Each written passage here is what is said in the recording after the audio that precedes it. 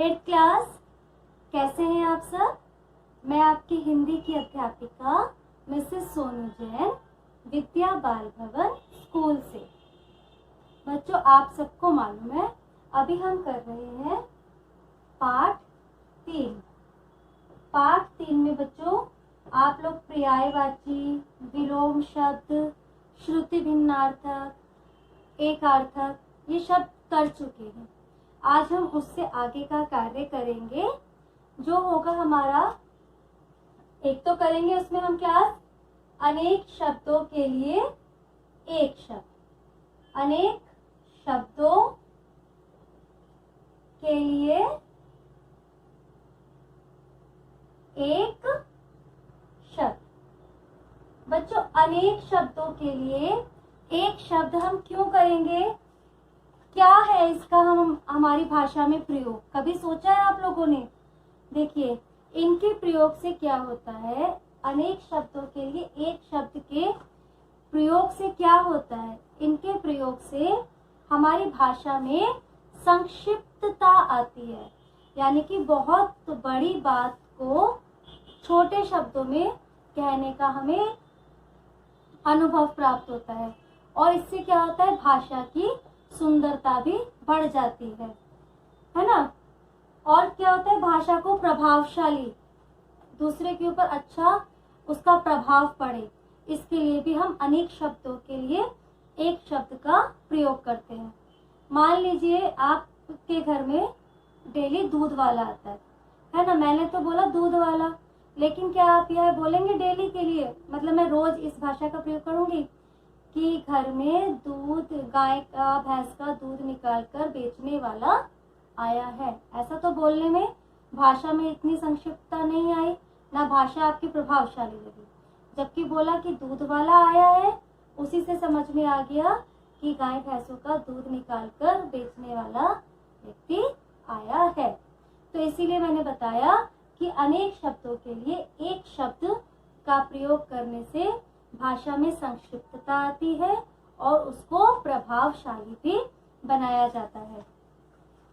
इसी के साथ बच्चों आज हम एक चीज और करेंगे। आज हम करेंगे श्रुति समभिन्नार्थक।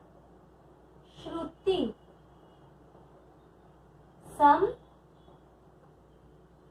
समभिन्नार्थक। श्रुति समभिन्नार्थक, इसके अर्थ से ही आपको समझ में आ रहा है। श्रुति सम, जो कि सुनने में एक जैसे लगते हैं, सुनने में जो एक जैसे लगते हैं, लेकिन भिन्नार्थक, अर्थ उनके भिन्न होते हैं, अलग होते हैं। सुनने में एक जैसे, अर्थ भिन्न होते हैं। एक उदाहरण देकर समझाती हूँ आपको।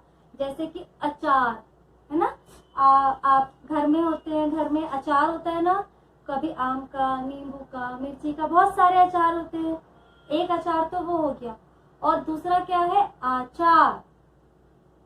आचार यानी कि हमारा आचरण, व्यवहार, ठीक है। सुनने में दोनों एक जैसे लगे, लेकिन दोनों के अंतर में दोनों के अर्थ में बहुत ज्यादा अंतर है। इसीलिए श्रुति समभिन्नार्थक का अंतर हमें पता होना चाहिए। अगर गलत शब्द का प्रयोग गलत वाक्य में या गलत जगह कर दिया तो बहुत कुछ खराब हो सकता है, ठीक है। इतना हम आज पढ़ेंगे। साथ ही बच्चों आपको एक एक्टिविटी भी दी जाएगी। उस एक्टिविटी को भी मैं आपको सामने बोर्ड पे बताती हूँ, थोड़ा पढ़ लेते हैं, उसके बाद में वो एक्टिविटी दूंगी और आपको गृह कार्य भी दिया जाएगा। एक्टिविटी आपको जब सेंड करने के लिए बोला जाएगा, आप उसे सेंड कर देंगे स्कूल ऐप पे, ठीक है। अब आप अपनी बुक में पेज नंबर 32, सबसे पहले पेज नंबर 32 को आप ओपन करिए। अब मैं आपका लेसन स्टार्ट कर रही हूँ, ठीक है।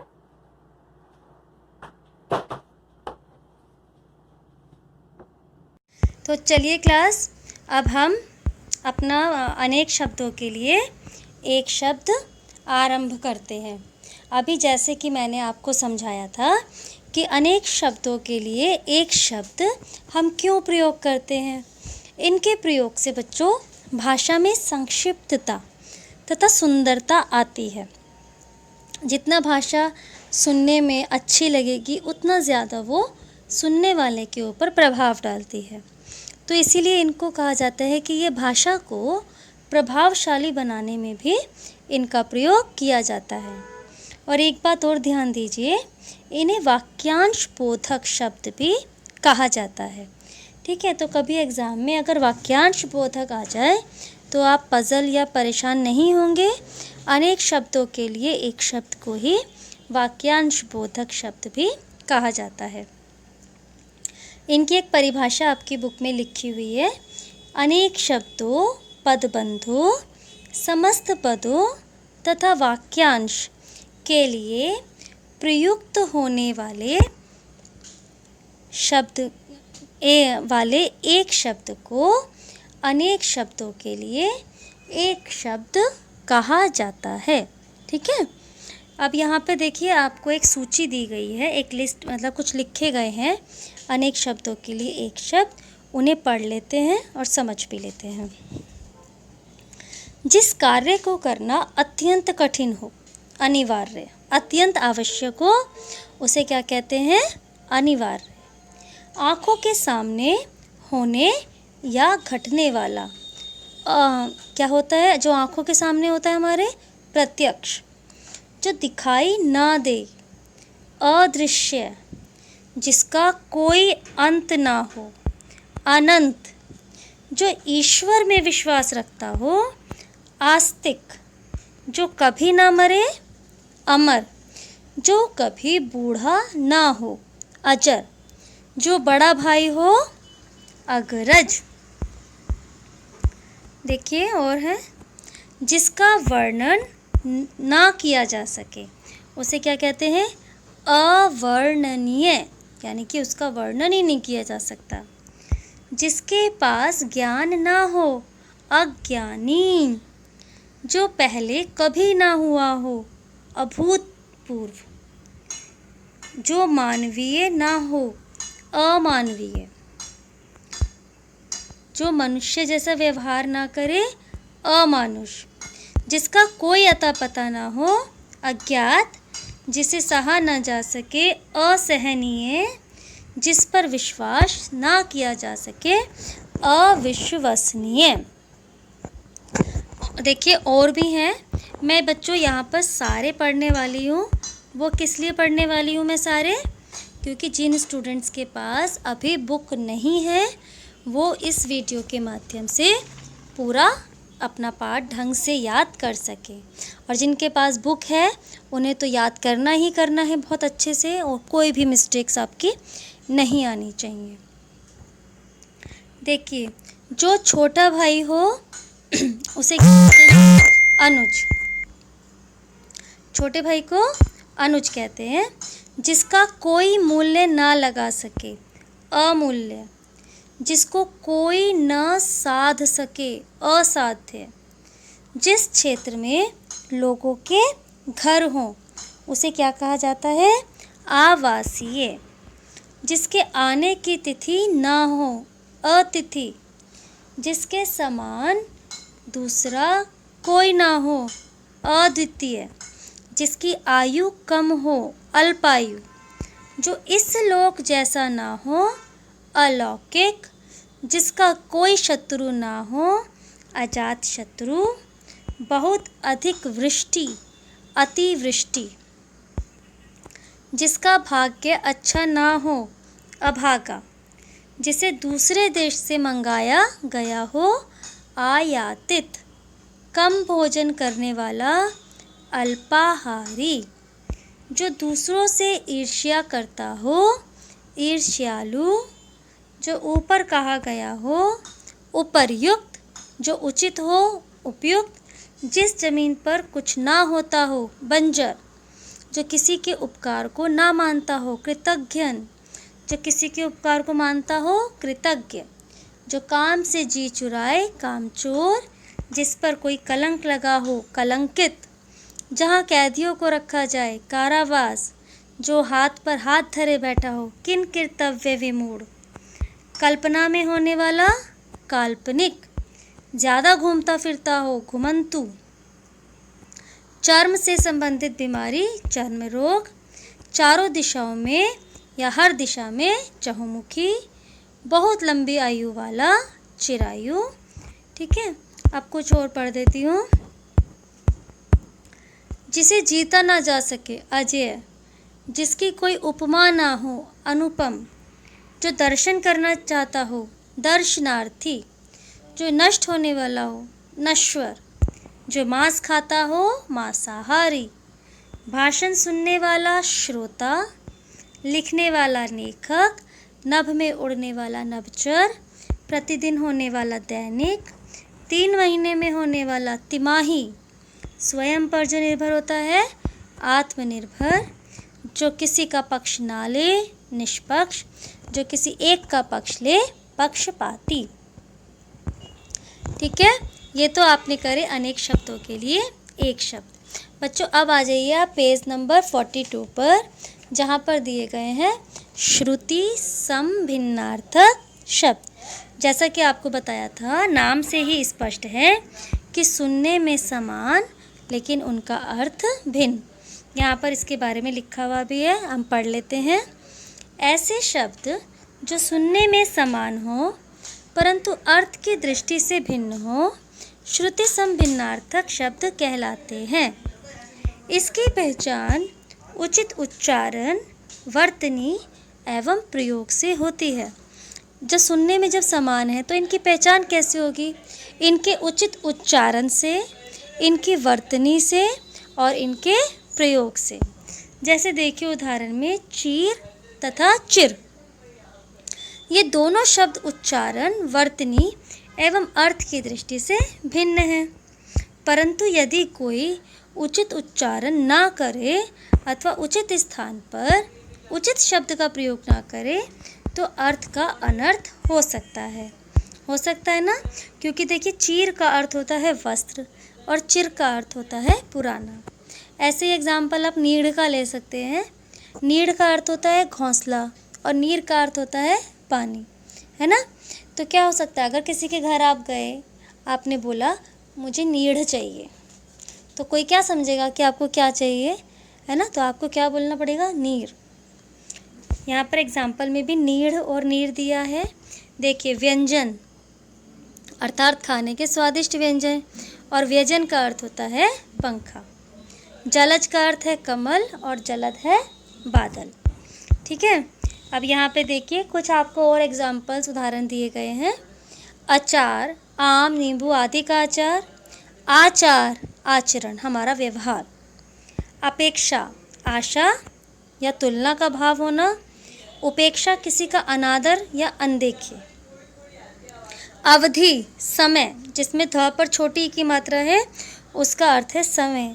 और अवधि यानी कि अवध देश की, अवध क्षेत्र की भाषा। अचर का अर्थ है जड़ और अचिर का अर्थ है जल्दी। उद्यत यानी कि तैयार और उद्धत उद्दंड शैतान। कली अर्थात कलियुग और कली फूल का प्रारंभिक रूप। ठीक है, अभी इसके और भी दिए हुए हैं एग्जाम्पल्स, सारे पढ़ लेते हैं, थोड़े से ही हैं बच्चों। देखिए कुल वंश, कूल किनारा, अन्न अनाज, अन्य दूसरा। अभिराम सुंदर, अविराम निरंतर। अणु कण, अनु पीछे। आदि शुरू, आदि अभ्यस्त। उपयुक्त ठीक, उपर्युक्त ऊपर कहा गया। कृति यानी कि रचना और कृति निपुण। खाद उर्वरक, खाद्य खाने योग्य पदार्थ। अनल आग, अनिल हवा। आलसी सुस्त, अलसी तीसी एक तिलहन। ठीक है, इसका तेल निकाला जाता है। अविलंब जल्दी, अवलंब सहारा। आसन बैठने का स्थान और आसन्न निकट। कृति मृक्षर, कीर्ति यश।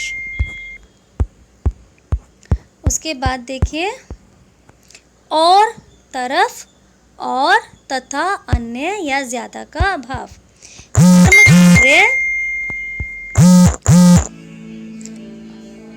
क्रम सिलसिला, ग्रह नक्षत्र, ग्रह घर, चिर बहुत दीर्घकालीन पुराना, चीर कपड़ा, तरंग लहर, तुरंग घोड़ा, द्रव तरल, द्रव्य पदार्थ, पथ राह, पथ्य उपयुक्त आहार, परिणाम फल नतीजा, परिमाण मात्रा, प्रसाद कृपा, प्रासाद महल, बलि भेंट, बलि ताकतवर, शोक का अर्थ है दुख और शौक है चाव, समान यानी कि बराबर और सम्मान आदर।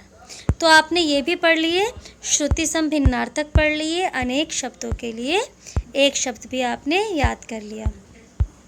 अब बच्चों मैं आपको एक एक्टिविटी देने जा रही हूँ जो आपको घर से करनी है, साथ ही मैं आपको आपका होमवर्क भी दूँगी, ठीक है। अब मैं आपको आपकी एक्टिविटी यानी कि गतिविधि के बारे में बता रही हूँ। इस गतिविधि में आपको क्या करना है बच्चों, आपको अब क्या करना है, आपको अपने हाथ इस तरीके से हाथ रखिए शीट पे और हाथ की शेप बनाइए, ठीक है। मेरे से यहाँ ठीक से नहीं बन पाएगी, आप सही बनाना। ऐसे आपने शेप बनाई,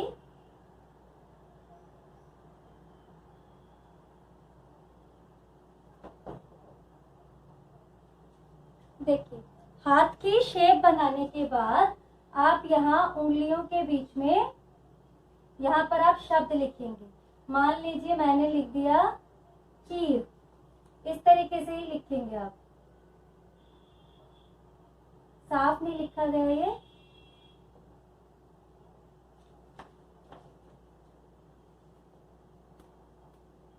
चीर लिखा, अब उंगली से उंगली के सामने आपको इसका अर्थ लिखना है, ठीक है। पांचों उंगलियों में आपको एक एक शब्द लिखना है और फिर उसका आपको सामने अर्थ लिखना है, और ये सारा वर्क आपको कलरफुल करना है, ठीक है। कलरफुल वर्क होना चाहिए, अलग शीट पर ये काम होगा और फिर जब आपको सेंड करने के लिए बोला जाएगा आप सेंड करेंगे। शीट पे बनाकर आप इसे अपने पास सेव करके रख लीजिए। फिर है आपके गृह कार्य की बारी बच्चों। आपका होमवर्क ध्यान से देख लीजिए, पेज नंबर 34 ये आपका होमवर्क है। पेज नंबर 34, इस पर आपको करना है question number 2। Page number 34 question number 2, इसे आपको कंप्लीट करना है बुक के अंदर ही, ठीक है। पेज नंबर 34 पर क्वेश्चन नंबर 2 बुक के अंदर ही कंप्लीट होगा। Plus page number 43, page number 43 पर आप देखिए क से अड़ा तक श्रुति सम भिन्नार्थक और उसके वाक्य प्रयोग हैं, वो आपको पूरे करने हैं।